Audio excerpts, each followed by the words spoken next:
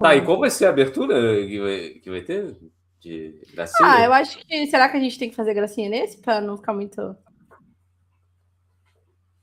Não sei. Acho que não. Ah, Porque não tem muito, não vai ser sempre mas um vai quebrar o tema. negócio? Vai quebrar um Então, negócio? inventa alguma coisa, ué.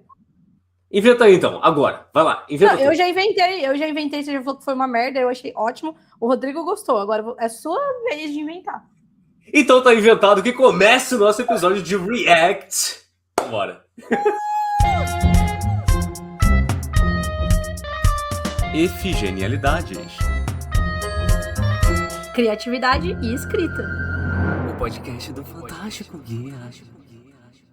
Chegamos, dona Jana, chegamos para comentar o episódio no qual tivemos a presença de quem, dona Jana? Quem é que estava presente aqui com a gente?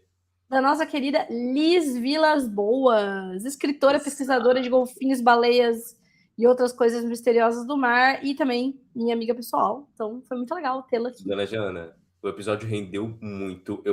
Tomei várias anotações aqui, Eu tá? também. Então, assim, anotei bastante coisa, mas se você caiu nesse episódio aqui sem ter visto o episódio com a Liz, pare agora e volte, porque é o episódio anterior. Então, é só voltar lá pro episódio que foi lançado antes desse aqui, para que você possa ver ali a nossa conversa com a Liz, né? A gente deixou ela falar pra caramba, porque agora é a nossa hora, dona Jana. Agora a gente vai comentar tudo para depois a Liz jogar lá nas redes sociais, causar fazer uma bastante treta na gente. Exatamente, isso. Meu amor. Exatamente. Mas, ó, eu já vou puxar aqui, porque logo no comecinho da conversa, a Liz falou que o início dela foi... Não, de Mafagafo, na Faísca? Onde foi, dona Jana? Você sabe? Na Faísca, exatamente. Para quem não sabe, a Faísca, né, era uma publicação da Mafagafo, que era a revista que eu tinha. No caso, quem era a editora-chefe da Faísca era a Fer Castro, queridíssima também. E ela mandou lá um texto, né? E a Faísca publicava textos curtos, publicava flash fictions. Então, eu achei legal já ela ter trazido isso, porque é um tópico que a gente bate nessa tecla aqui o tempo todo, que a ficção curta, ela pode ser um caminho de entrada, né? Você publicar coisas mais curtas, que você produz com mais facilidade. A gente tem um episódio inteiro sobre ficção curta aqui. Então, volta aí, a gente vai deixar o link aqui, o número, não lembro que número de episódio que é, mas a gente vai deixar linkado aqui para vocês verem. E achei legal que ela trouxe isso, falando que foi ali que ela começou. Ela falou que foi na pandemia, né? Então foi legal, né? No momento que a galera tava querendo fazer coisas para ocupar o tempo e tudo mais. Então é legal isso dela ter trazido que ela tentou. E acho que ela já trouxe um outro tópico que a gente pode mencionar mais pra frente, mas já gostei que ela falou que foi. Ela começou a mandar coisa, ser rejeitada, mas na Faísca ela foi aceita. Então foi a primeira aceitação. Não foi a primeira publicação dela, né? Depois ela explicou. Mas eu achei muito legal essa coincidência. Cara, eu gostei muito dela ter mencionado isso, justamente porque a gente está sempre falando, né, de começar com ficção curta, da importância de escrever, mandar para revistas e tudo mais, da importância das revistas também. Cara, então foi muito legal ver ela super alinhada, né, em relação a isso, e também em relação à questão das rejeições, cara, porque a gente bate muito na tecla das rejeições, e a gente sabe que é muito comum que autores, principalmente iniciantes, não lidem muito bem, né, com as rejeições. Então, gostei muito que ela trouxe, ela foi abordando ali, ela estava falando na parte dos marcos da carreira dela, e só de ter visto ali, bem no iniciozinho, essa publicação como sendo a responsável por dar aquele empurrão, sabe? Já dá aquele calorzinho no coração, sabe? Porque a gente faz parte desse mundo, né? Total.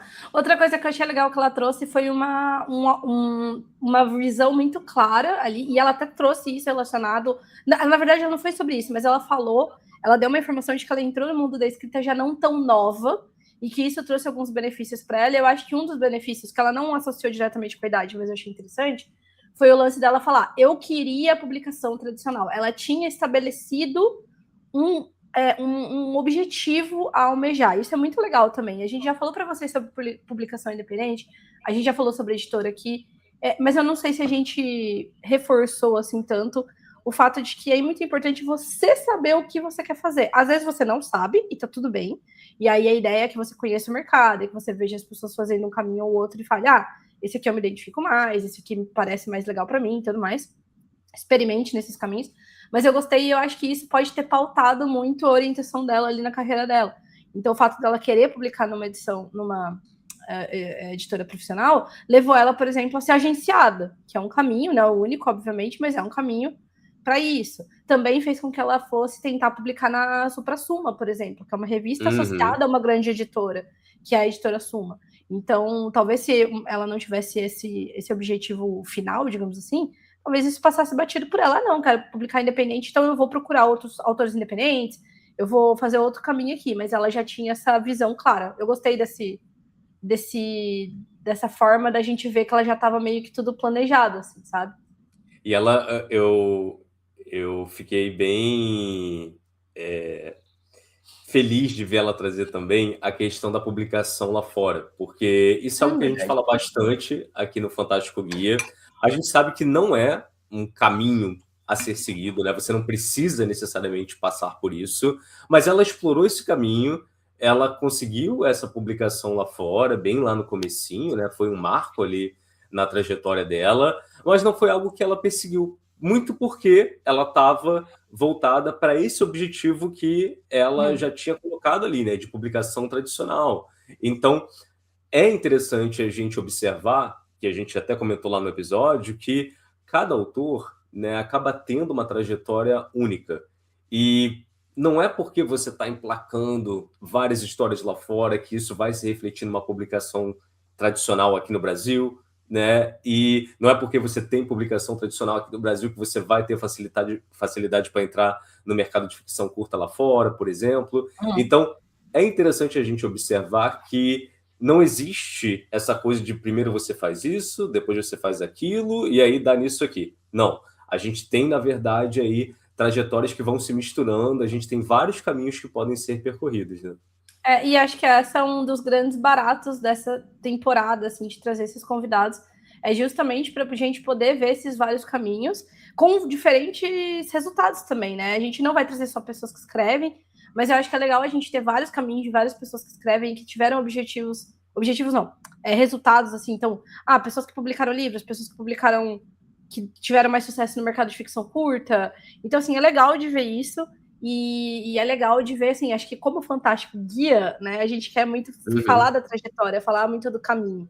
Então, acho que já começou muito legal, assim, com a gente vendo a Liz com um caminho bem traçado, e traçado com coisas que eu consigo me enxergar no caminho dela, mas outras que eu não compartilho dessa mesma trajetória. Então, por exemplo, agenciamento, nunca foi alguma coisa que aconteceu comigo. Então, a gente consegue já, né, comparando eu e ela, por exemplo, 2 pontos, a gente já consegue ter uma diferença aí bem interessante.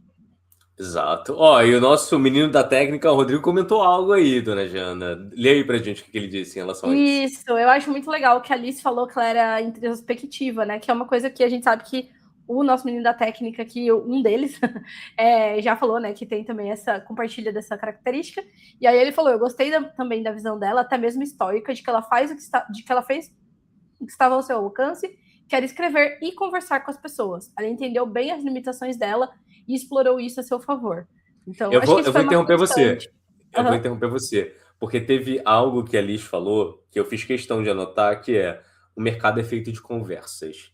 E eu achei isso muito sóbrio, tá? Porque é algo que a gente vive comentando aqui, das pessoas ficarem muito presas nessa coisa de que é panelinha, é panelinha, é panelinha. E existe um processo de amadurecimento, né? Que, enfim, acho que nem todo mundo acaba elaborando isso no mesmo tempo, mas uma hora a gente acaba entendendo que sim, a gente precisa conversar, a gente precisa estabelecer relações, é importante que nós sejamos benquistos, é importante que nós sejamos vistos também. Isso tudo facilita, né? Porque todo o processo ali editorial é um processo que demanda muita conversa, é um processo que demanda muita troca. Então, nenhum editor vai querer trocar, né, com um autor com o qual ele não tem um bom relacionamento.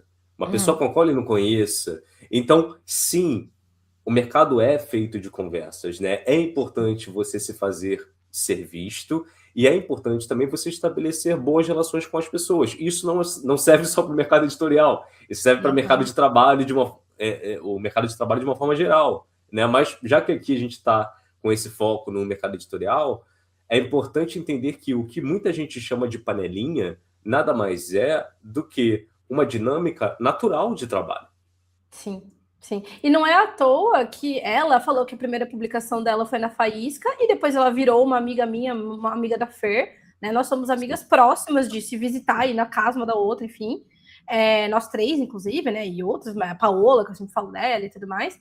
E eu mesma, a minha primeira publicação foi na Dame Blanche, que na época era da Clara Madrigano e da Ana Martino, que eu não conhecia pessoalmente, eram duas pessoas que já estavam ali no meu radar, porque elas já eram editoras e tudo, eu não conhecia. E hoje eu tenho um relacionamento próximo com ambas também, assim, menos até, né, do que com a Liz, elas não são minhas amigas de falar todo dia, mas a Ana, pô, é uma pessoa super querida, de vez em quando eu falo com ela, a gente troca serviço, às vezes, de tradução e tudo mais.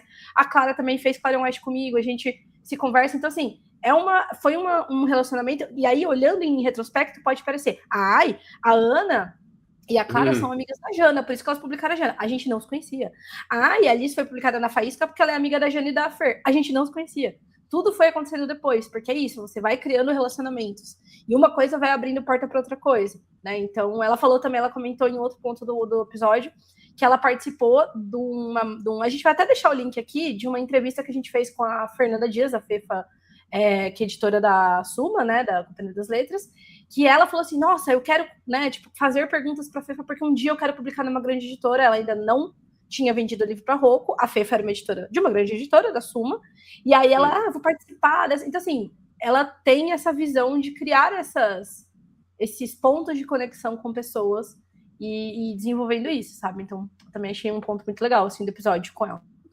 É bom quando a gente tem outras pessoas falando isso aqui, sabe? Porque Sim. a gente está muito batendo nessa tecla e tudo mais, mas é importante esse tipo de validação, né? Você vê outros profissionais ali que estavam numa realidade diferente e tal, mas trazem para a gente também essa vivência, essa sobriedade de falar que, assim, você precisa ser visto, você precisa conversar com as pessoas, sabe? O mercado é feito de conversas, como a Liz disse, né? Então, é importante que a gente tenha essa consciência de que se a gente ficar escondido dentro do nosso quarto, né? Ou então você está atrás do seu computador, atrás do seu telefone ali, tentando ser visto, não necessariamente você vai conseguir chegar até onde você quer chegar, né? Então, e não significa que você precisa fazer dancinha na rede social, que é uma outra coisa que ela trouxe. Vamos é falar outro sobre caminho, isso. sabe? Vamos Outra falar forma. sobre... Eu tô Porque, amarrando assim, aqui, tô amarrando. Se a gente abrir a porta das redes sociais agora, a gente vai ter um episódio só Não, sobre isso. só Aliás, amarrando. nós teremos, tá? A gente ainda vai Vamos gravar, ter, com porque certeza. a gente já falou muito de rede social lá no nosso Fantástico Guia dos Escritores Perdidos, que é o livro que está lá disponível na Amazon, que a gente fala das armadilhas editoriais e tudo mais. Mas rede social é algo que a gente vê como algo a ser discutido, né? A gente precisa estar consciente do que significa estar em redes sociais, né? Então, vamos abordar isso aí rapidinho, mas antes, dona Jana, a Liz trouxe a questão da pressa. Nossa, Não, da não dá para ter paciência, melhor pressa. dizendo, né? Mas ela falou, não dá para ter pressa. Não tem, pressa. Sim, Paciência. ela trouxe muito esse ponto. Você falou um negócio legal, é bom pessoas de fora falando. Eu me sinto muito, sabe, tipo, eu não sou mãe, né, e muito menos mãe de adolescente, mas eu sinto muito aquela coisa de, sabe, quando, tipo, a mãe do adolescente fala alguma coisa, a adolescente fala, nada a ver, isso é bobagem. Aí alguma outra pessoa fala e aquele adolescente absorve a mensagem e fala, viu? Quando é outra pessoa se falando, você vai me ouvir. Eu sinto um pouco isso com os ouvintes, assim. Não que eles, né, sejam adolescentes que não estão nos ouvindo, eu espero que eles estejam ouvindo e absorvendo o que a gente está falando, mas é legal essa coisa da paciência que ela atrelou muito a coisa do... Ela até falou um negócio que eu amei, que ela falou assim, as coisas não obedecem o seu tempo, elas obedecem o tempo dessa entidade que nós vamos chamar de mercado, alguma coisa assim. E ela disse, o mercado é feito de esperas. Não Isso, só ela disse o mercado é feito de conversas, mas também de esperas, dona Jana. E eu concordo muito com ela. O mercado é feito de esperas. E essas esperas, elas podem custar caro. Se você não tá aí com a terapia em dia, se você não tá aí cuidando dessa ansiedade, essas esperas que o mercado editorial impõe, elas podem cobrar um preço muito caro. Porque muitas das vezes essas esperas vêm junto com rejeições. Exatamente. Então, após uma longa espera, você ainda leva uma rejeição na cabeça. E aí, irmão, para você digerir isso e para você se manter dentro do mercado, mesmo após passar por isso 1, 2, 5, 10, 15, 30 vezes, isso requer um exercício muito grande que demanda bastante energia. Sim. E eu ia até falar, e resiliência também, né? Essa coisa de você saber o que você quer, né? Para esperar e tudo mais. Mas eu gostei muito dessa coisa que ela falou da paciência, da pressa, porque isso não foi ela que falou, mas eu vou trazer aqui, que isso ajuda você a determinar prioridades também. A gente vai amarrar esse tema com outro tópico, mas na questão financeira. Então, assim, não adianta você falar, eu vou publicar um livro agora, porque eu tô precisando de dinheiro. É a mesma coisa que algumas pessoas me procuram, eu preciso de dinheiro, eu queria começar a traduzir. Aí eu falo, cara, não é assim. Você tem que ter todo um período que você vai plantar isso, até você publicar o seu livro, até você vender, é coisa de anos, eu não tô brincando. De quando eu escrevi o livro que vai sair pela Aleph, né, provavelmente agora, na época que a gente estiver lançando esse episódio, um pouco antes, um pouco depois, foi coisa de mais de 2 anos, assim, entre a primeira escrita do primeiro manuscrito e a publicação. Então, mais de 2 anos. A gente tem que ter muita noção que esse tempo, ele é um tempo que se conta em anos, não é um tempo que se conta em meses. Sim. E semanas, assim, sabe? E o tempo do mercado, Jana, ele passa de forma diferente para cada pessoa. Nossa, muito. Né? Isso é importante dizer, porque, novamente, batendo naquela tecla de que cada trajetória dentro desse mercado é única, mas é um tempo que ele é percebido de forma diferente. Por quê? Porque vai depender de, cara, qual é a sua situação de vida, sabe? Onde é que você mora?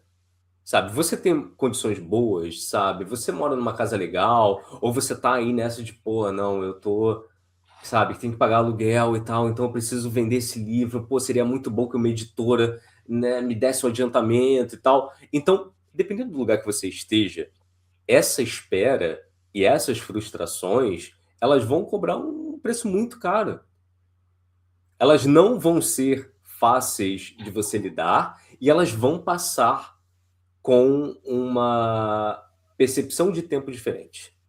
Sim. Então, o mercado é feito de esperas. Então, já que você vai ter que esperar, pensa em ter um banquinho ali, um sofazinho confortável, uma caminha, talvez, para você dormir um pouquinho também, sabe? Para dar uma relaxada. Sim. Porque assim, você vai esperar. Então, se você vai esperar, pelo menos cuida do lugar no qual você vai estar esperando as coisas acontecerem. E esse esperar, eu acho que algo que é importante dizer ele não pode servir como desculpa para você deixar de produzir outras coisas. Eu ia falar exatamente isso. Eu ia falar, você falou, descansar um pouquinho, sim, mas você está escrevendo, inclusive a Alice falou isso em vários momentos do episódio. Porque daí eu continuei escrevendo, porque daí não sei o que, eu fui escrever outra coisa. Eu sou sempre. Ela até falou isso, eu sou muito acelerada, eu tô sempre pensando o que eu vou escrever, escrevendo coisa nova, mas é isso mesmo. A gente tem que estar produzindo, porque você não pode esperar. Se a gente está falando de uma espera de anos, você não pode esperar o livro ser publicado 2, 3 anos para começar a escrever um próximo livro que vai ser publicado dali 2, 3 anos, porque daí você está falando de uma década entre um livro e outro, e a gente não está falando disso, né?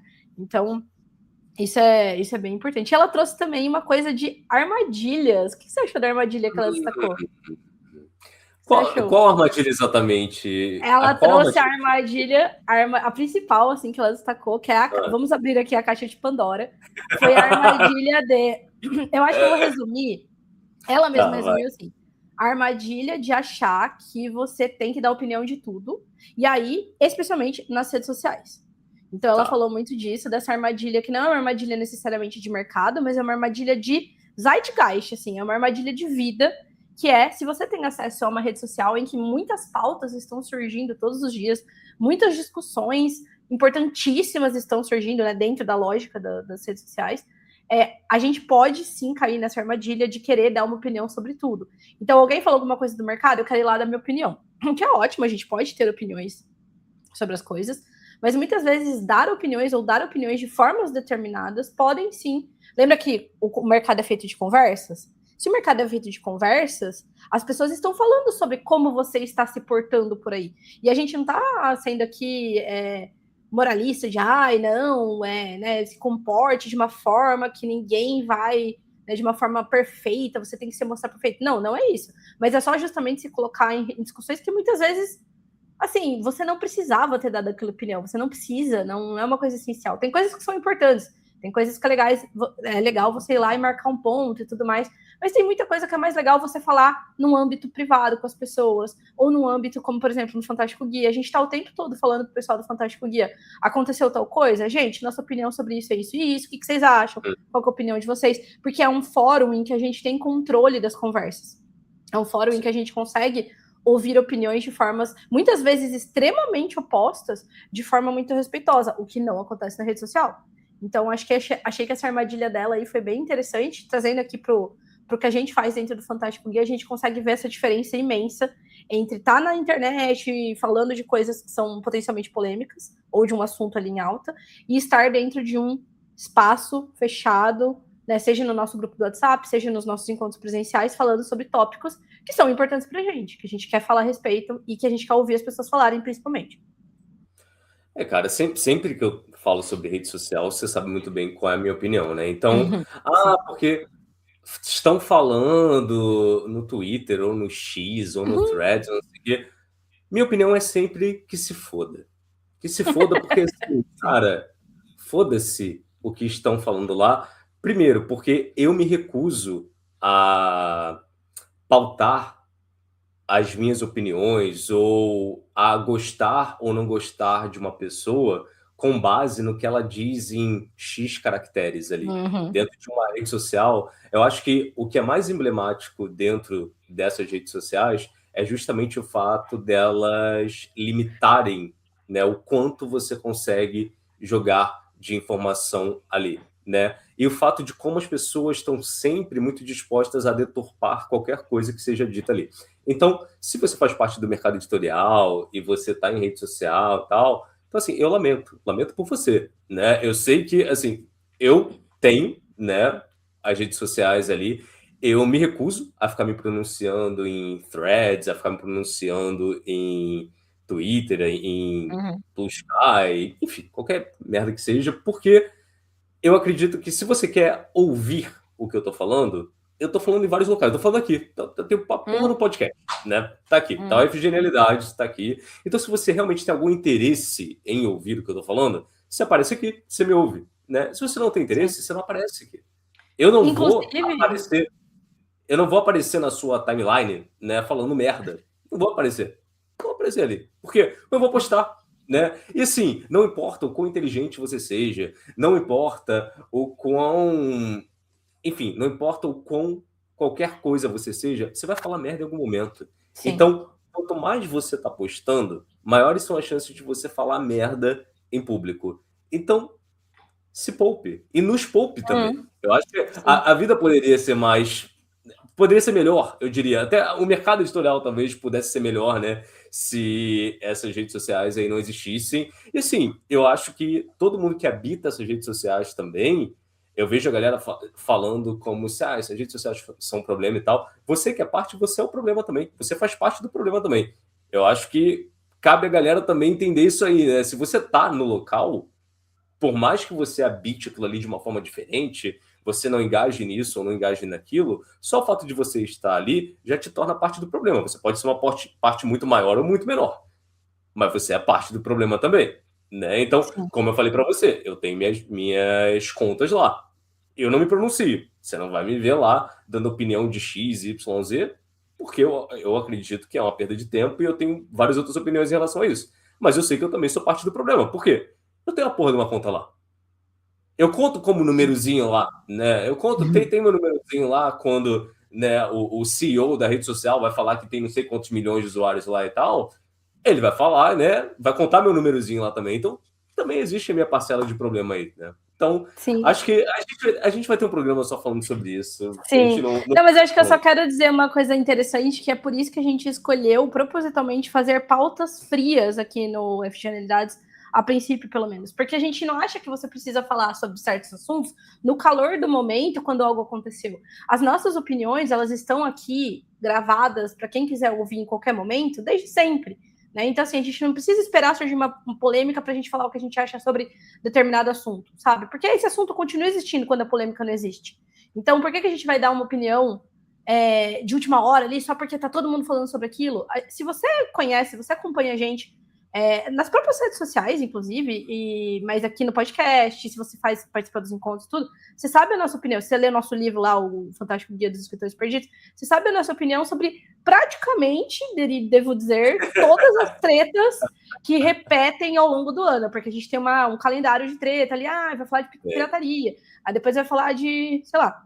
Então, todo ano tem aquele calendário de tretas, a gente falou de todas essas tretas, entre aspas, no Fantástico Guia do Escritor Perdido, e tá lá na sua opinião, pauta fria, quer dizer, a gente não precisa dessa polêmica para trazer aqui. E não tá limitado a X caracteres, né? Então tá lá, é um livro, né? Então, se você gosta de ler, você pode ler, né? Tem nossas opiniões lá, se você também achar que a nossa opinião serve de alguma coisa e tal. E o que acontece muito as pessoas querem engajamento. Então, tá rolando a treta lá, a pessoa quer dar opinião, porque ela quer ser vista, sabe? Ela quer engajamento. Ela não quer falar sobre aquilo.Ela quer engajamento. Ela quer muito atenção. menos ouvir. Exatamente. O ponto se você está ali porque você quer atenção, deixa de ser carente, cara. Deixa de ser carente, vai procurar outra coisa, sabe? Atenção é legal, porra, é bonzão. É muito bom a atenção, sabe? Mas que tipo de atenção você quer atrair para você também? Né? Então, acho que a gente tem que pensar nisso quando a gente está engajando aí nesse jogo de rede social e tal. Mas, enfim, se deixar, a gente passa aqui 1 hora falando sobre isso. Mas acho que uma coisa... dela... Só terminando rapidinho, uma coisa que eu acho legal a gente falar a gente não fica discutindo pessoas. A gente discute aqui ideias, a gente discute comportamentos, mas discutir pessoas é algo que vai fazer muito mal para você em rede social. Então, pense, acho que se a gente partir desse ponto aqui, talvez as coisas já melhorem um pouquinho. Porque se você está discutindo pessoas, você já está indo por um caminho que eu não recomendaria. Sim, na vida em geral, né? Mas eu acho que essa coisa da rede social conversa muito com outro tópico que a gente puxou com ela, que eu quis falar na hora que ela estava falando, mas aí não teve um gancho. Mas eu queria falar que teve um momento que foi praticamente a gente falando assim, escreva enquanto eles tretam. Sabe aquela brincadeira do trabalho enquanto eles durmam? A gente escreva enquanto eles tretam. Porque, sim, a rede social, ela suga muito a nossa atenção, muita energia e nosso tempo, principalmente, que é um dos maiores bens aí. E a gente está falando de escrever, de produzir. Claro que a gente não vai produzir 100% do nosso tempo, a gente super advoga aqui a favor de hobbies, a favor da leitura mesmo, né, que é uma coisa muito importante, você não pode largar de lado enquanto você está escrevendo, mas a gente puxou com a Liz muita coisa da rotina, e ela trouxe uma coisa que eu achei muito legal, assim, que foi, ela é mãe, né, ela tem uma filhinha e tal, mas eu gostei que ela foi muito honesta e falou, eu não posso culpá-la pela falta de tempo para escrever, porque eu sempre tive as minhas questões com rotina, né, então claro que a rotina com o filho fica muito mais caótico, mas uma das coisas que eu gostei, que eu destacaria muito, assim, do que ela falou sobre rotina, é a imprevisibilidade. Ela trouxe uma particularidade ali da vida dela, que é trabalhar com na academia, né, com pesquisa, em particular com uma pesquisa que depende muito de saídas a campo, né, então ela sai de barco para ver, ela trabalha com baleias, com golfinhos, tem toda essa questão climática, tem toda a questão de imprevistos ali, de problema no barco, sei lá então ela falou que ela começou a aprender muito a trabalhar em torno dessas imprevisibilidades, e isso produziu nela, assim, né, digamos que fez com que ela tivesse habilidades para navegar as imprevisibilidades da nossa rotina também. E eu acho isso muito valioso. Porque se você se planeja, tipo, eu vou escrever todo dia quando acontecer a X conjunção de situações, então eu tenho que estar silencioso, eu tenho que estar feliz, eu tenho que estar inspirado, eu tenho que ter tempo livre, tudo isso, você nunca vai escrever. Então, né, tem raríssimas pessoas que conseguem manter uma rotina tão regradinha, assim, por mais organizada que a pessoa seja. Inclusive, nosso menino da técnica tá aqui. É uma pessoa que é muito organizada, que tem uma rotina muito organizada, mas a gente tá perto dele, né? A gente convive com ele, a gente vê ele tendo altos e baixos de momentos de escrita. Então, não é sempre que ele tá escrevendo, né, todo dia o mesmo número de palavras, apesar dele ter uma rotina ali muito regrada. Então, a imprevisibilidade, ela vem. Ele tem cachorro. Às vezes o cachorro passa mal, aquele dia você vai levar o cachorro no veterinário, você não vai escrever. Então, você tem que navegar, né? É impossível seguir a rotina 100%, como o menino da técnica falou aqui. Exato. E nesse momento da conversa, né, quando a gente estava falando ali com a Liz, ela trouxe a questão da meta, né? O fato de você ter uma meta, o fato de você ter um objetivo, é algo que vai funcionar muito bem para fazer você escrever, né? Então, Sim. pô, saiu um edital, saiu oportunidade tal, saiu... Abriu O tua fato de revista. abriu tal revista, e a gente usa muito isso no Fantástico Guia, né? Quando a gente está ali no nosso grupo de escrita, a gente sempre fica cutucando a galera, trazendo oportunidades de publicação, né? Atualmente a gente tem muito mais oportunidades lá fora do que aqui dentro, né? Infelizmente, mas a gente tem mais. Mas a gente sempre fala, mesmo que vocês não tenham, né, o objetivo de enviar lá para fora a história, cara, usa isso como algo para te cutucar, para te dar ali um prazo, sabe? Que você tem que cumprir, sabe? Eu tenho que escrever até dia tal, eu tenho que entregar isso aqui até dia tal, porque isso é uma grande força motriz para que você alcance um objetivo, né? Você traçar ali um prazo, né? Um prazo no qual você precisa entregar. Você não vai E o negociar objetivo. aquilo. Exatamente. Então, esse objetivo, essa questão das metas aí, foi algo que ela trouxe e para mim funciona muito também, sabe? Então, pô, surgiu isso, eu tenho que entregar até dia X, aí eu vou. Sim. E isso abre muitos caminhos também para você quando você está dentro de um mercado que é muito informal no mau sentido, assim. O mercado da escrita é um mercado muito pouco profissional. Então, é um mercado onde prazos, muitas vezes, dentro de um lugar que você já tem uma publicação garantida, prazos não valem de nada. Então, você combina um prazo X com 5 autores, eu te garanto, de pé junto aqui, que 3 autores, no máximo, vão entregar no prazo. Outros 2 vão, mas eu tive imprevistos. E assim, no mundo corporativo, no mundo da academia ali, ela até falou muito disso, né? Que no mundo da academia tudo é muito rápido, porque você tem que publicar primeiro, tem que publicar antes uma determinada descoberta, senão, né, sua descoberta não é mais média, tem toda essa questão. No mundo corporativo, no mundo mais profissional, a gente não vê isso. Prazo é prazo, tem que entregar, claro que imprevistos acontecem, você mexe nos prazos, eles são muitas vezes negociáveis, mas eu vejo que na escrita a gente raramente tem, a gente que eu digo como um coletivo, assim, eu tento ser uma pessoa muito comprometida, mas ao mesmo tempo, se eu deixo como minha prioridade eu escrever para mim mesma, muitas vezes eu não cumpro os meus próprios prazos. Agora, fechei um contrato com uma editora, né? Tinha data para entregar a edição do meu livro com a Aleph, por exemplo, não entreguei nem um dia atrasada. Fui lá, trabalhei que nem uma maluca, trabalhei, né? Tipo, abri mão de outras coisas que eu estava fazendo, enfim, para entregar aquele prazo. Então, assim, a gente tem que ter, muitas vezes, prazos autoimpostos, objetivos autoimpostos, né? É óbvio que objetivos externos, como editais, como contratos, enfim, eles interferem, mas a gente, né, eles são mais fáceis de cumprir de certa forma, mas a gente tem que ter essa visão aí, eu gosto bastante dessa visão da organização, no sentido de ter um objetivo, mesmo que ele seja bem realista. Então, você sabe que você não consegue escrever um livro em um mês, mas você consegue escrever um livro em 6 meses, se você seguir ali, criar um cronograma. A Alice falou bastante de planilha, né, que ela gosta de planilhar tudo e tal. Sim. Então, assim, tem o NaNoWriMo, você não consegue escrever um livro no NaNoWriMo, mas você consegue escrever, de repente, um terço de um livro, metade de um livro. Então, se planeje de acordo e tente fazer, né?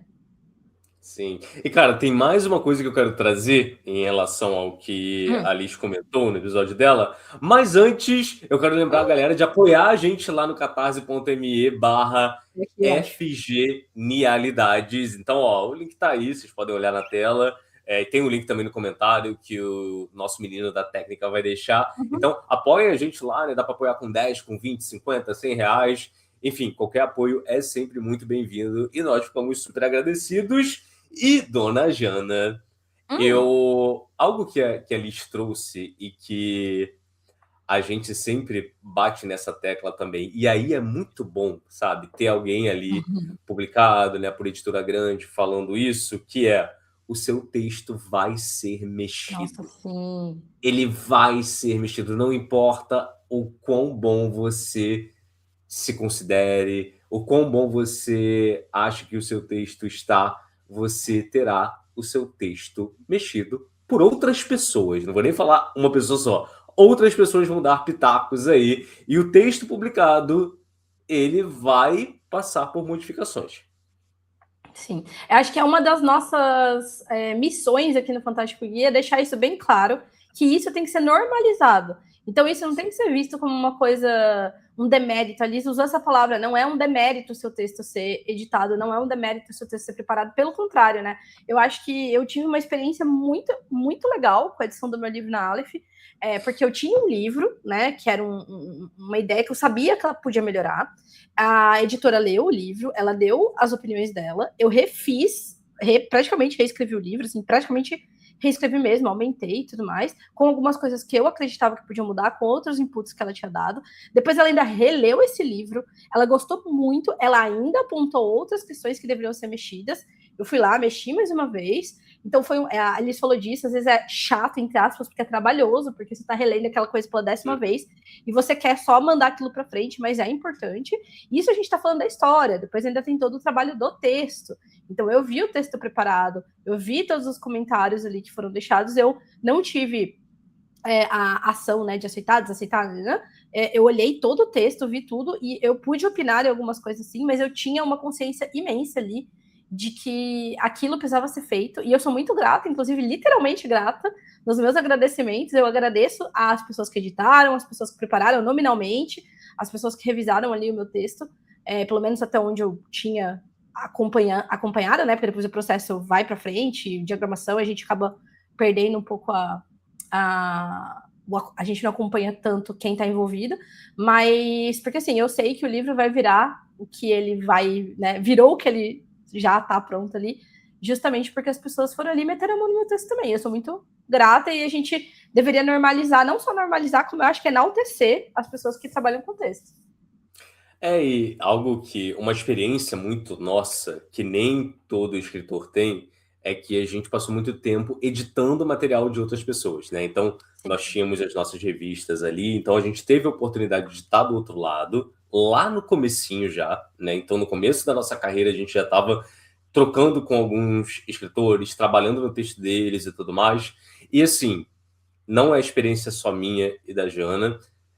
Quando a gente conversa com outros editores, a gente sempre ouve isso, que geralmente, o autor que vai ser mais resistente a modificações no texto, né, a ter o texto mexido, é o autor que não tem tanta experiência assim, né? Então, é muito doido, porque você pega uma galera que já é publicada, é impressionante como você manda as edições e é assim, aceita,